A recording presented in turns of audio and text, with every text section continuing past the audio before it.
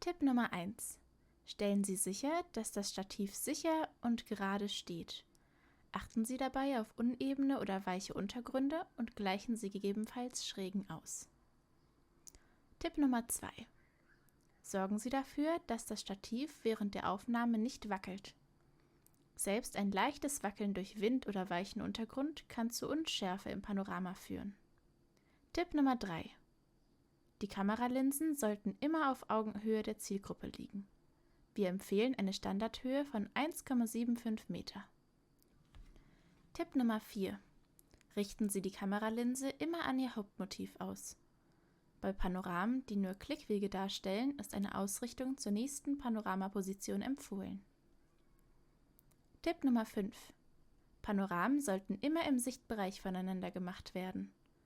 Falls etwas den direkten Blick auf den nächsten Panoramapunkt versperrt, sollte ein weiteres Panorama als Umgehungspunkt gemacht werden.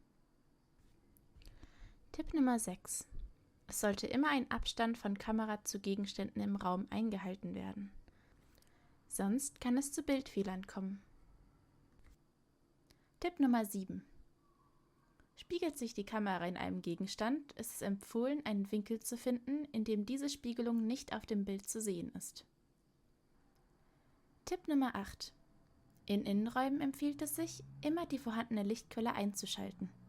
Das kann bei einer Überbelichtung von außen helfen und sorgt für eine bessere Ausleuchtung der Räume. Tipp Nummer 9. Bei starker Sonneneinstrahlung durch ein Fenster kann es hilfreich sein, die Kameralinsen von der Lichtquelle wegzudrehen. Tipp Nummer 10.